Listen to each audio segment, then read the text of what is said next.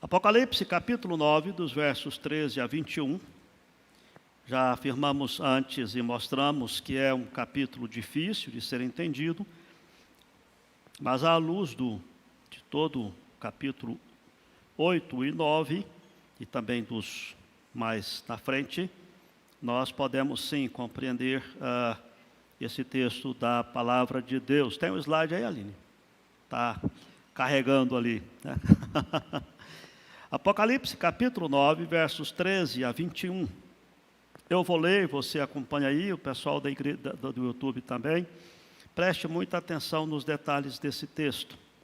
O sexto anjo tocou a trombeta e ouvi uma voz procedente dos 4 ângulos do altar de ouro que se encontra na presença de Deus, dizendo ao sexto anjo, o mesmo que tem a trombeta: solta os 4 anjos que se encontram atados junto ao grande rio Eufrates. Foram então soltos os 4 anjos que se achavam preparados para a hora, o dia, o mês e o ano, para que matassem a 1/3 parte dos homens. O número dos exércitos da cavalaria era de 20.000 vezes 10 milhares. Eu ouvi o seu número.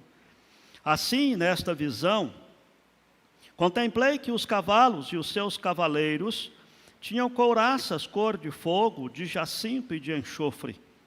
A cabeça dos cavalos era como cabeças de leões, e da sua boca saía fogo, fumaça e enxofre. Por meio desses 3 flagelos, a saber, pelo fogo, pela fumaça e pelo enxofre, que saíam da sua boca, foi morta a 1/3 parte dos homens. Pois a força dos cavalos estava na sua boca e na sua cauda, porquanto a sua cauda se parecia com serpentes e tinham cabeça, e com ela causavam dano. Os outros homens, aqueles que não foram mortos por esses flagelos, não se arrependeram das obras das suas mãos, deixando de adorar os demônios e os ídolos de ouro, de prata, de cobre, de pedra e de pau, que nem podem ver, nem ouvir, e nem andar. Nem ainda se arrependeram dos seus assassínios, nem das suas feitiçarias, nem da sua prostituição, nem dos seus furtos. Só até aí, queridos. Vamos orar mais uma vez. Pai bondoso, abre o nosso coração e a nossa mente para que possamos compreender a Tua palavra, para que possamos aprendê-la e aplicá-la à nossa vida. Exorta-nos e também apacenta o coração através desse texto, a despeito de ser tão difícil. Pedimos que o Teu Espírito Santo aplique isso ao nosso coração e possamos aprender da Tua palavra nessa noite. É a nossa oração em nome de Jesus. Amém. Muito bem, queridos. Lembrem-se daquilo que falamos no domingo passado, no começo do capítulo 9, de que você não deve, em hipótese alguma, olhar esse texto com um olhar literal. Você nunca vai ver na história da humanidade esses gafanhotos semelhantes a cavalos, e como vimos, né, e esses cavalos com caudas que pareciam serpentes e tinham cabeça e tudo mais. Se houvesse isso na história da humanidade, uma demonstração tão literal, seria muito fácil perceber o dia do juízo de Deus, do juízo final. Porque esses monstros esquisitos que estão aqui, né, eles estariam aí assolando toda a terra, e aí, então a gente via, está lá, olha aqui, ó, literalmente essa. E a palavra nos diz que o dia da volta de Jesus, o dia do juízo final, será um dia como hoje, um dia como outro qualquer. As pessoas estarão casando e dando-se em casamento, estarão vivendo a vida tranquilamente, e de repente Jesus volta. Nós saímos de casa hoje para vir aqui nesse culto e de repente não chegar ao final desse culto, porque Jesus pode voltar antes de terminar o culto. Por isso, essas descrições que nós temos aqui, queridos, não é possível você interpretar literalmente, mesmo porque o próprio livro já mostra que é uma visão de João.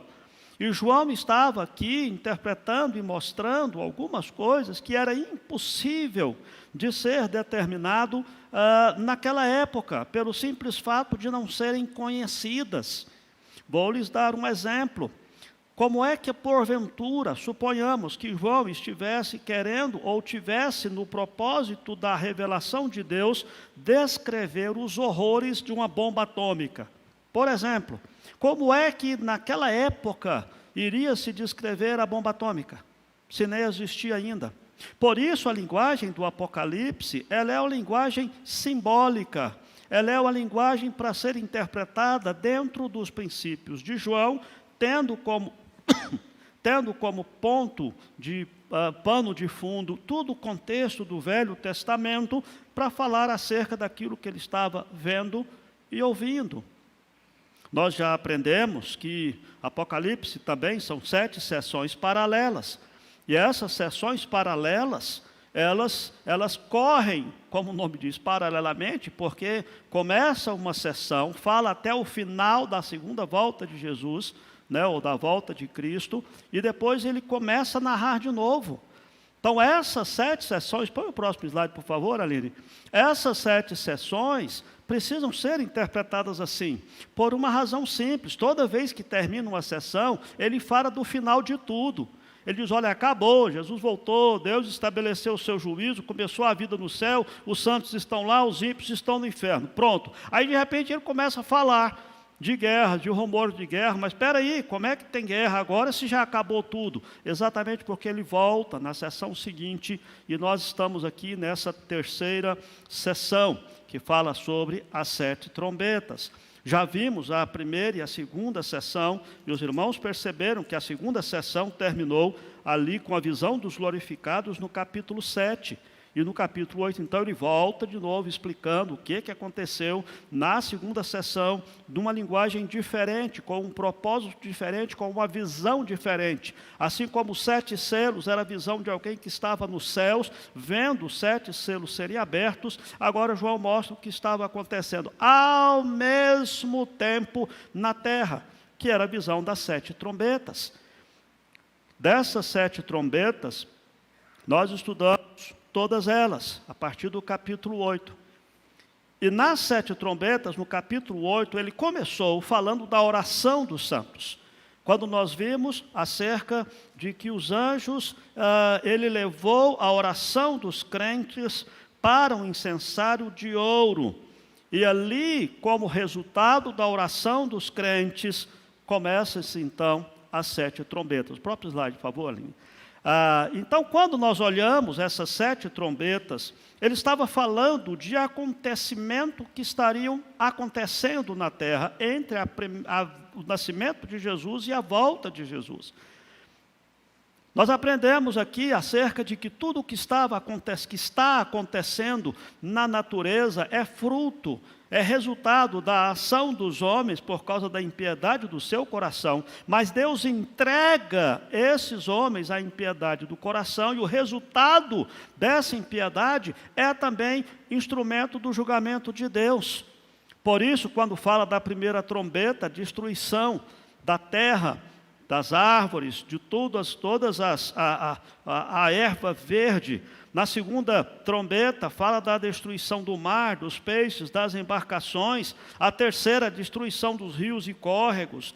A quarta, a destruição promovida por fatores alheios ao homem, que a própria natureza infringe. A quinta trombeta que nós estudamos no domingo passado é a liberação para que o diabo haja nesse mundo, na vida dos homens, promovendo o adultério, promovendo a prostituição, promovendo o uso de drogas, atormentando a vida dos ímpios, de tal forma que eles não tenham sossego, que estão sempre procurando algo para dar sentido à sua vida, e alguns até querendo perder a vida e não conseguindo encontrar a própria morte, como vimos domingo passado. Agora vejam, essas 7 trombetas, irmãos, não é que elas são sequenciais. Primeiro houve a destruição da terra, da erva verde, depois do mar dos peixes. Não, isso tudo são coisas simultâneas que estão acontecendo.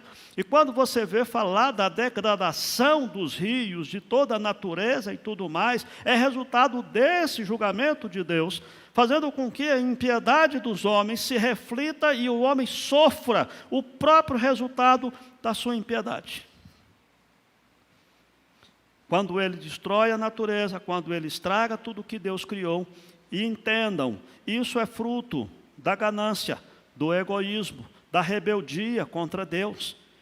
Não é uma questão simplesmente, porque a natureza está acabando, porque os homens... Não, queridos, é sim, porque os homens estão acabando, sim, com o que Deus criou, mas isso é uma ação orquestrada dos homens que Deus permite a fim de exercer o seu juízo. E essa sexta trombeta que nós lemos hoje, irmãos, fala acerca dos aparatos mortais de guerra.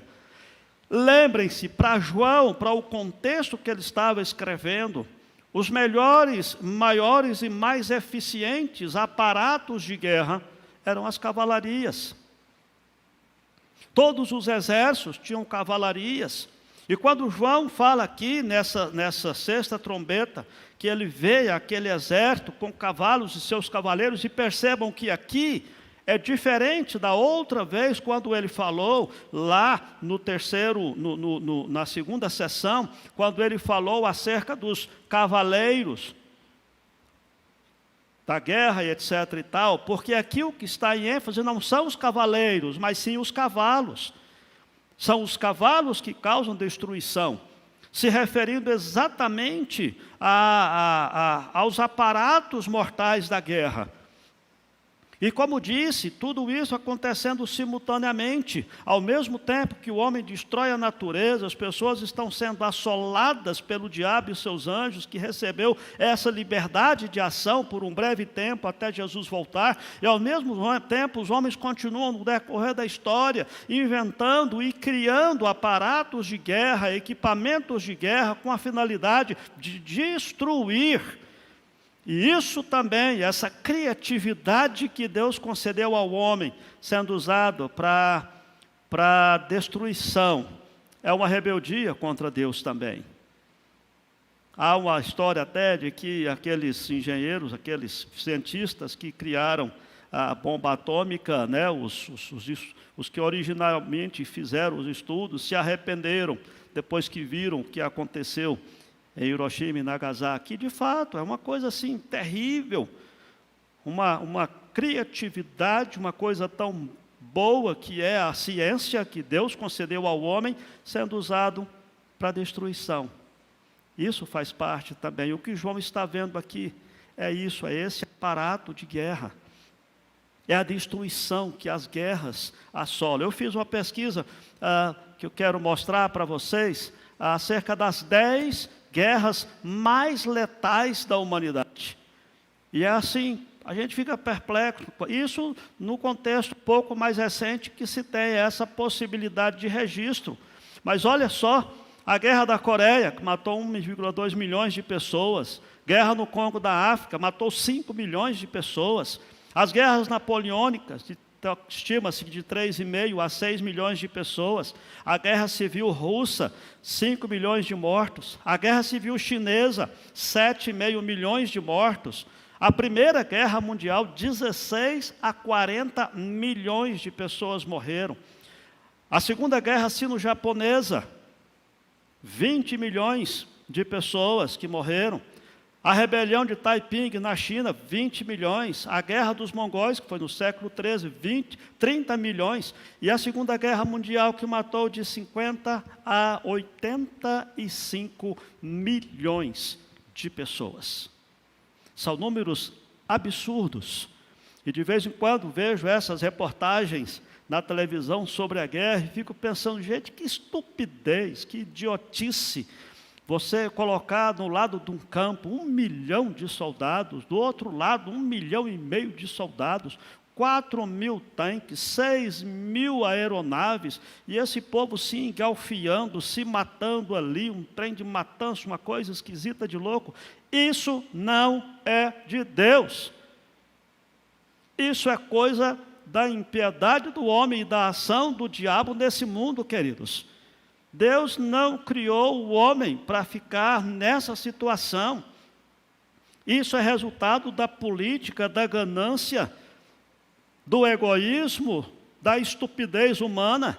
E Deus usa essas guerras, Deus usa essa estupidez do homem contra o próprio homem, como nós já vimos lá em Romanos capítulo 1, quando diz que Deus entregou os homens.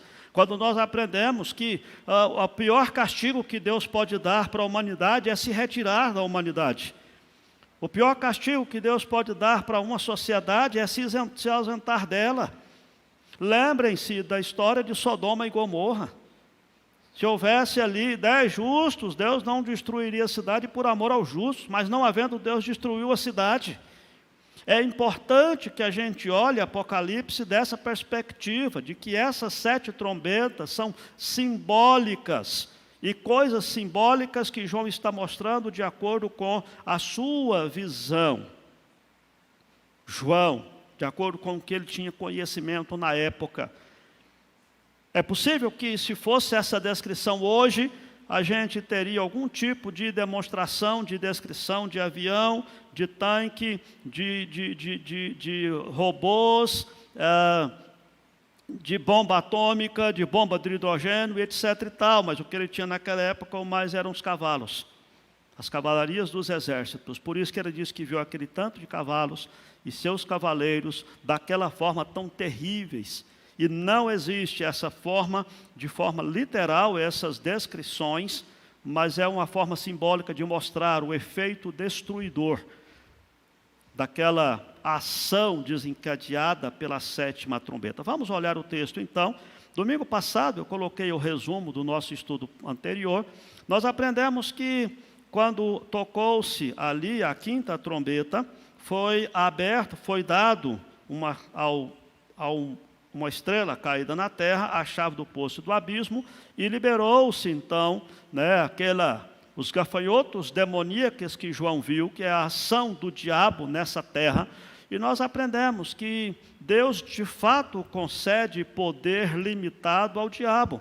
O diabo continua sim vagando pelo mundo, conforme tem aquela descrição de Jó. O diabo continua sim tendo uma ação nesse mundo, que foi dado por Deus. Mas, pastor, como é que Deus dá permissão ao diabo? Exatamente para poder Deus exercer o seu juízo sobre a terra, sobre os homens ímpios, sobre os homens maus. E aprendemos também que o poder do diabo é dado por Deus, mas é também limitado por Deus. O diabo não tem poder para fazer o que quer. E, aliás, uma das limitações que Deus dá é exatamente que naqueles que são de Deus, aqueles que têm o selo de Deus, que é o Espírito Santo, esses o maligno não toca. E existem vários outros textos da Bíblia, principalmente na primeira epístola de João, que mostra isso. O diabo não toca. Até afirmamos que, se você souber que alguém fez uma tipo de macumba, uma reza brava lá do capeta contra você, pode dormir tranquilo, porque você tem o Espírito Santo, que guarda a sua vida, e o maligno não lhe toca. Agora João então vai falar dessa 6ª trombeta e fala acerca do juízo de Deus sobre os homens, que é executado. Volto a dizer, esse juízo de Deus é executado usando as próprias armas, as próprias artimanhas, as próprias peripécias dos próprios homens. Vamos aprender então aqui algumas lições preciosas desse texto. À medida que formos passando por essa lição, nós vamos pensando aqui nesses versículos um por um. A primeira forma, o primeiro bloco de versículo mostra que o juízo de Deus sobre os homens, ele é executado através dos homens maus. Através dos homens maus. Eu posso até fazer um pequeno parêntese aqui, lembrar a você do texto, me parece que de Abacuque, quando o profeta reclama, quando fala: Senhor, os assírios são tão valentes, são tão violentos, o Senhor vai usar esse povo injusto para punir o povo justo? E Deus diz: sim. Deus usou os assírios, Deus usou os babilônios, que aliás são os países depois do Eufrates, que nós vamos ver aqui, Mas Deus usou os babilônios para levar cativo o seu povo, o povo de Deus, a fim de corrigir o povo que estava se afastando de Deus. Jeremias capítulo 29, se depois você quiser em casa estudar, você vai aprender isso. É uma carta que Jeremias, que ainda estava em Jerusalém, manda para os judeus que foram levados para a Babilônia. E a carta diz assim, carta que para o povo que eu deportei, diz o Senhor. Porque foi Deus que promoveu isso. Deus usou os homens ímpios para corrigir o seu povo, por amor ao seu povo. E depois de 70 anos, Deus foi levantando também lá os persas para tomar os babilônios e depois trazer de volta o seu povo quando acabou a disciplina. Mas não é disso que o texto está dizendo. Deus está dizendo aqui nesse texto exatamente que aquilo que os homens maus planejam como sendo coisas deles, na realidade é uma permissão de Deus para exercer o seu juízo. O verso 13 fala que o sexto anjo tocou a trombeta e ele ouviu uma voz procedente dos 4 ângulos do altar de ouro que se encontra na presença de Deus. É nesse altar que o capítulo 8 vai mostrar que foram colocadas as orações dos santos. Capítulo 8, do versículo 3. As orações dos santos são colocadas ali. E exatamente por causa da oração dos santos, que clamam pela justiça de Deus, que clamam pela intervenção de Deus, é que Deus exerce a sua justiça. Deus não manda raio do céu para destruir nações ímpias. Deus permite que a nação ímpia se destrua. Usa os próprios instrumentos dos ímpios contra os ímpios, para exercer o seu juízo. É o que esse texto está mostrando aqui. Os anjos, amados, são agentes da justiça divina. Esses anjos são os anjos maus, caídos, que executam o juízo de Deus, que estavam amarrados, que estavam presos e que agora receberam liberdade de agir para precipitar os homens à guerra. E ele diz aqui que eles se encontram atados junto ao grande rio Eufrates, e aí você pode perceber que o rio Eufrates, se você olhar o mapa da Terra Santa, é um rio que faz o limite, que está lá na antiga Babilônia, Assíria. E a ideia que vem do Eufrates é porque todas as calamidades que caíram sobre o povo de Deus, Deus usou os exércitos que estavam acima do Eufrates. As nações que assolaram o povo de Deus como instrumento do juízo de Deus sobre o próprio Israel para corrigir o seu povo, são as ações do rio Eufrates. As nações que estavam além do rio Eufrates. Volto a dizer, o contexto é o Velho Testamento. Por isso, quando fala acerca desse Eufrates, ele estava se referindo aqui ao mundo ímpio, o mundo que não tem Deus, o povo que não tem Deus. Ele diz que esses anjos, eles foram soltos para que eles pudessem exercer esse poder de destruição. E se você olhar desta forma, como nós não temos mais uma localização geográfica do povo de Deus, que está numa nação, mas o Evangelho levou, portanto, o povo de Deus a todas as nações, aí o limite geográfico já não se aplica mais, mas o princípio de que há sim o limite entre o povo de Deus e o povo ímpio, e é do povo ímpio que vem esse julgamento de Deus. O verso 15 vem mostrar que há uma soberania de Deus que controla esses agentes, o espaço e o tempo. Deus continua no trono, queridos. Nada acontece sem a sua permissão, Ele está no controle. A ideia de que eles foram preparados para a hora, dia, mês e anos para que matassem a terça parte dos homens, é que Deus está dando autoridade no tempo certo. Inclusive já tinha falado antes que deu a Satanás lá a chave do poço do abismo, mas Ele é quem ordena, em resposta à oração dos seus santos, soltar os 4 anjos do juízo. É Ele quem determina de onde esses anjos procedem. É Ele que estabelece o espaço de tempo e a limitação do poder desses anjos. E ao permitir que esses anjos sejam desatados, Deus usa a guerra como a voz de admoestação dos homens maus. A guerra também está decretada no juízo de Deus, como forma de Deus exercer o seu juízo sobre os homens. E há aqui uma comparação entre aqueles gafanhotos que representam os demônios que agem na vida individual das pessoas e esses cavalos de guerra que agem de forma coletiva nas diversas guerras das diversas nações. Em ambos os casos, a natureza demoníaca deles está bem clara.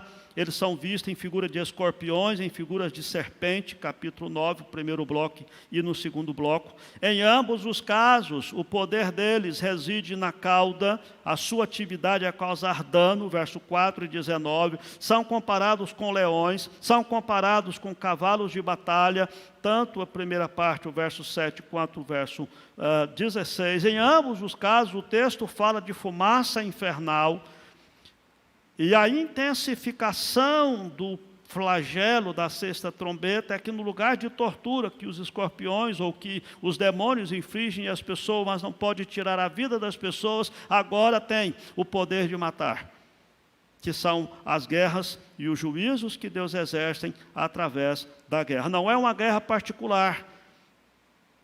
Às vezes as pessoas podem falar, João estava falando lá da guerra da Segunda Guerra Mundial. Não, está falando de todas as guerras, da capacidade do homem de criar artifício para matar uns aos outros por causa da sua ganância. E não é apenas um castigo, mas é uma voz de admoestação de Deus aos ímpios. As guerras resultam da resistência do homem contra o Cordeiro e o governo de Deus. As pessoas, os homens tentam aumentar os seus domínios e se esquecem que o Senhor dessa terra é o nosso Deus. Daí vem, como consequências, essas guerras e rumores de guerras. Aliás, lembrem-se que elas são sinais da volta de Jesus. O próprio Jesus disse isso. Quando ouvirem falar de guerras e rumores de guerra, saibam que está próximo o dia. A segunda lição que nós aprendemos desse texto, no próximo bloco, os versos 16 a 19, é que Deus usa os agentes de destruição dos próprios homens. E Ele traz a descrição desses agentes. Ele não usa só os homens ímpios, mas aquilo que os homens ímpios têm e que produzem. João está dizendo aqui de que era uma multidão incontável, o exército de cavalaria que ele estava vendo. Se você fizer a multiplicação, 20 mil vezes 10 mil, você vai chegar à conclusão aí, um exército de 200 milhões de cavalos. Aliás, João não contou, ele disse que nem viu, ele ouviu esse número, porque não daria conta de contar. As outras coisas João contava, eu vi 3 seres, 24 anciãos, etc. Mas eu ouvi o número, 200 milhões. A ideia desse exagero é acerca um número simbólico que representa uma multidão que não se pode contar. E essa é a ideia de uma cavalaria que é incontável, que não apenas atormenta, mas mata 1/3 dos homens, mostrando que os homens tornam-se seres ferozes, malignos e violentos. Se você puder fazer aí uma descrição ou um exercício dos versos 17 a 19, você vai perceber que se refere claramente a umas máquinas assassinas que os próprios homens criam, inventam.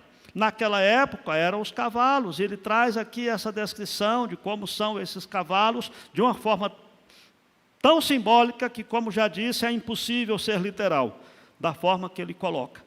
Mas era instrumento de guerra comum naquela época. Ele diz, esses cavalos são seres mistos, eles são ferozes, verso 17, parecem leões, símbolos de força, de ferocidade, poder destruidor. Eles são peçonhentos como serpente, verso 19, esses cavalos têm um alto poder destruidor.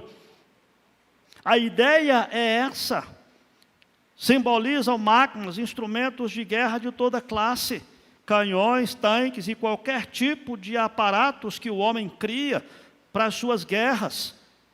Quando você ouve falar acerca de armas que são criadas e que, se por acaso forem explodidas, possivelmente teriam poder de dizimar aí uma cidade de 50 milhões de pessoas numa bomba só. Isso não é novidade, queridos. Essa é a ideia que está prevista no texto. Quando fala de cavalos que são peçonhentos, cavalos que são como os leões, é isso, é um alto poder destrutivo das guerras que os homens criam. E isso, como disse, no decorrer de toda a história, na época de João não podia haver o que tem hoje, assim como sabemos que no futuro haverá coisas piores do que tem hoje. E aí nós olhamos essa situação que João cita aqui. E fala que desses cavalos ele vem 3 flagelos: fogo, fumaça e enxofre, no verso 18. O fogo queima, a fumaça tira a visibilidade, o enxofre polui. De um jeito ou de outro, mata, destrói, corrompe e chega a destruir a 1/3 dos homens. Fala, portanto, das guerras e das truculências, da ferocidade e poder destruidor cada vez maior das guerras. E que nós sabemos que essa é uma verdade que se reflete nos nossos dias. Por último, versículo 20 e 21, ele vai mostrar que esses juízos de Deus, através desses agentes de destruição, buscam o arrependimento dos homens. É isso que chama a atenção ainda mais, querido, de todos nós. Que a ira de Deus, ela está sempre misturada com a misericórdia. Deus impõe um limite. Esse limite não pode ser ultrapassado. Quando Deus fala da 1/3 dos homens e nada mais, mostra que Deus está no controle, que essa matança, ela não será indiscriminada a ponto de se exterminar toda a humanidade, à parte da vontade de Deus. Deus continua no controle. Essa trombeta, essa descrição das guerras e das mortes causadas pela guerra, queridos, é a última chamada de Deus aos ímpios, antes de chegar o juízo completo. A 6ª trombeta é a última advertência. E a advertência é a morte indiscriminada de 1/3 dos homens através das guerras e dos aparatos de guerras. Quando chegar na 7ª trombeta, que a gente vai ver depois, aí é a cena do juízo final. Aí passou da hora de arrepender. Aí não tem mais tempo de arrependimento. Aí já é o juízo de Deus. O propósito desta 6ª trombeta é mostrar aos homens que agora é o momento de uma chance de arrependimento antes do fim. Essas tragédias que desabam sobre a história, irmãos, da humanidade, não são por acaso, não são apenas desastres naturais, não são consequências das políticas dos homens, porque tem país muito forte, que tem guerras e drones, e bombas atômicas e de hidrogênio, e não sei o que lá. Tudo isso que você vê sobre isso daí, como já Jesus falou quando ouvimos falar de guerra e rumores de guerra, é descrição de que está chegando de fato o tempo de Deus terminar com essa história. E é a chance que Deus concede, são as trombetas que estão proclamando o juízo de Deus, chamando os homens ao arrependimento. As guerras, na sua fúria, são trombetas convocando os homens a voltarem-se para Deus e buscarem a presença de Deus. Não obstante, diz a palavra de Deus, que mesmo vendo tudo isso, eles não se arrependeram. Ele diz aqui, os outros homens, aqueles que não foram mortos por esses flagelos, não se arrependeram das obras das suas mãos, deixando de adorar os demônios e os ídolos de ouro, de prata, de cobre, de pedra e de pau, que não podem ver, nem ouvir, nem andar. Talvez aqui você possa se lembrar do Salmo 115, né? Não a nós, Senhor, não a nós, mas ao teu nome, dá glória, porque confio às nações, em ouro, prata e riqueza, e se afastam do Senhor. E também fala acerca lá, porque confiam as nações nos ídolos, que não veem, que não ouvem. Essa é a descrição do Velho Testamento que João está mostrando aqui. de que as pessoas continuam adorando a criatura ao invés do Criador. As pessoas continuam, mesmo vendo que esse mundo está nesse caos, nessa tragédia, nessa destruição, ainda assim não buscam a presença de Deus, ainda assim buscam sucesso, ainda assim buscam riqueza e pagam, fazem o que for necessário para adquirir. Tudo isso que nós temos visto mostra que esses ímpios, eles são cegos. Ao invés de se voltarem para Deus, eles continuam na prática dos seus pecados abomináveis. Eles não só deixam de voltar a Deus, mas continuam nos pecados e se rebelando ainda mais contra Deus. Lá na frente ele vai falar de novo sobre isso, no capítulo 16. É importante que a gente entenda isso. Que esses julgamentos de Deus, que Deus permite que o diabo tenha esse poder, esse limite de atuação que tem, não é porque o diabo é poderoso para afrontar a Deus em pé de igualdade. Não, é porque Deus permite, a fim de conduzir os homens ao arrependimento, quando as pessoas verem que não tem mais possibilidade a não ser a graça de Deus. Entretanto, o texto está falando aqui da dureza. E os homens continuam não se arrependendo dos seus assassinos, das suas feitiçarias, da sua prostituição, dos seus furtos, da sua ganância. E as pessoas continuam dessa forma. E por trás disso tudo estão os demônios, que foi visto no bloco anterior, queridos. Não pense você que uma pessoa que é egoísta, que é voltada apenas para querer adquirir riquezas e tudo mais, está expressando apenas a natureza errada do seu coração. O diabo está agindo, fazendo com que as pessoas tenham mais e mais e mais e mais ganância, que matem umas às outras, que levantem nação contra nação, que as pessoas se tornem cada vez mais egoístas, reservadas, voltadas para si mesmo.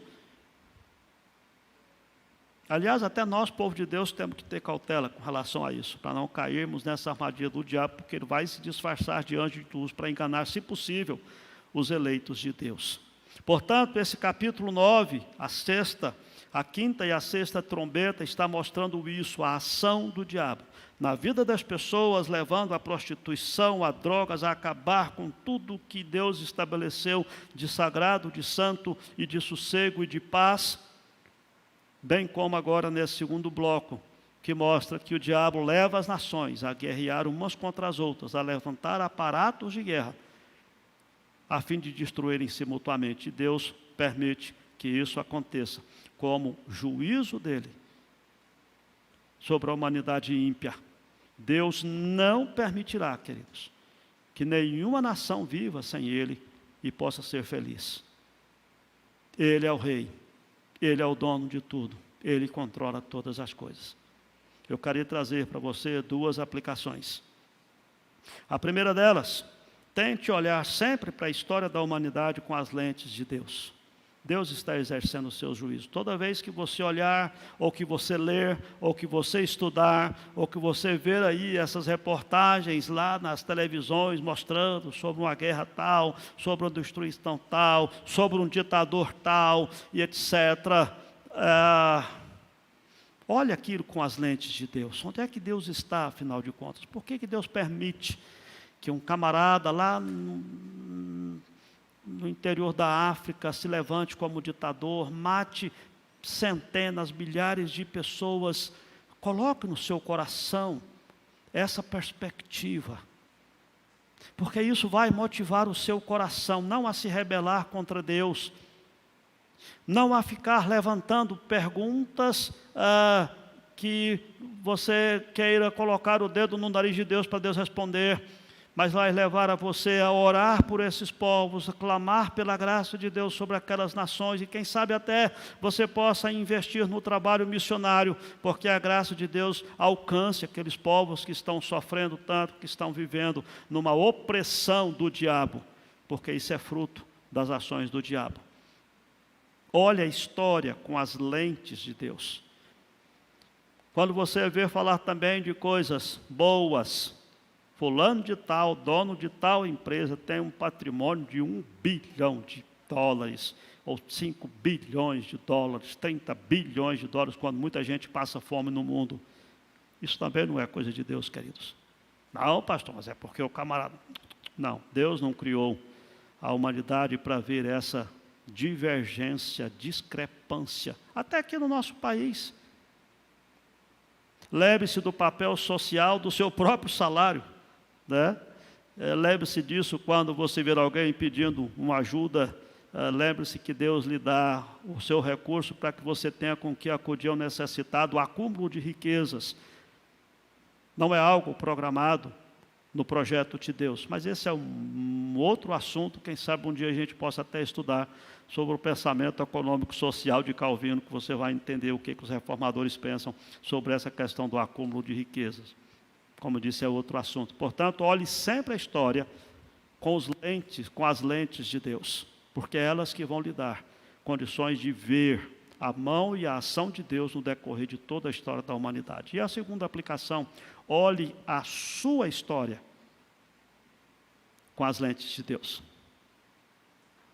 Senhor, por que o Senhor permite que aconteça isso na minha vida? Eu estava indo tão bem, de repente vem um negócio aí, né? Parece que Deus não está olhando, fugiu tudo do controle, né? Não deu certo, estava tão bom, e agora, na minha história, Deus está no controle, queridos. Lembre-se sempre disso. Deus tem propósitos bem definidos ao permitir que nós passemos pelas lutas, pelas tribulações. Ontem até a gente estava falando isso lá na casa do Agenor, quando estávamos numa meditação lá, e a gente estava aprendendo sobre Isaías, né, falando sobre aquela cura de Ezequias. Nós vamos estudar esse texto aqui na igreja daqui uns dias, né, aquela questão da Isaías 38, e há uma coisa muito interessante que Ezequias chega, quando Ezequias é curado, que Deus dá mais 15 anos de vida para ele, né, aquele episódio que os irmãos conhecem. No cântico de Ezequias tem uma frase que traz muito sossego ao nosso coração. Ele diz assim, Isaías 38, 17, eis que foi para a minha paz que eu tive grande amargura. Deus age na nossa vida. Às vezes passamos por tribulação, mas olhe com as lentes de Deus, porque Ele continua no controle. Ele continua cuidando da sua vida e conduzindo os seus passos. Continue confiando, continue sabendo que Deus está cuidando da sua vida. Às vezes nós passamos por momentos difíceis, ficamos questionando a Deus, isso é próprio do coração, mas lembre-se do Salmo 73, né? Que o salmista ali demonstra esse questionamento: por que eu, que sou crente, que estou tentando viver na presença de Deus, passo por tanta luta, e o meu vizinho, que é um ímpio, vive tão bem, cheio de dinheiro, cheio de bens, e eu... Deus está no controle. E Ele fará com que os propósitos dEle, no final de tudo, te levem para a felicidade e para a paz no seu coração. A minha oração é que, ao ver sobre essas situações, uns textos tão difíceis como esse, você possam se aquietar diante de Deus e falar: Senhor, muito obrigado, porque eu sei que o Senhor está no controle. Eu sei que o Senhor está cuidando de mim, da minha vida, da minha família.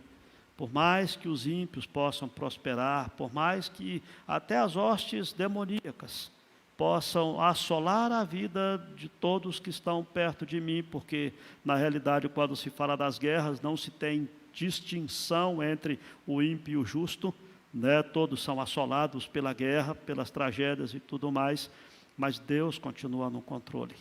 Deus continua apacentando, Deus continua cuidando. É preciso que a gente tenha essa consciência de que o nosso Deus sabe o que se passa conosco, que Deus não é sádico. Ele usa os seus propósitos a fim de nos abençoar. E às vezes, por causa de alguma amargura de alma, a gente pode ser conduzido a Deus pelos caminhos tranquilos e ter paz no coração. Lembre-se que Deus conhece lá na frente. Nós olhamos só agora, só o nosso presente.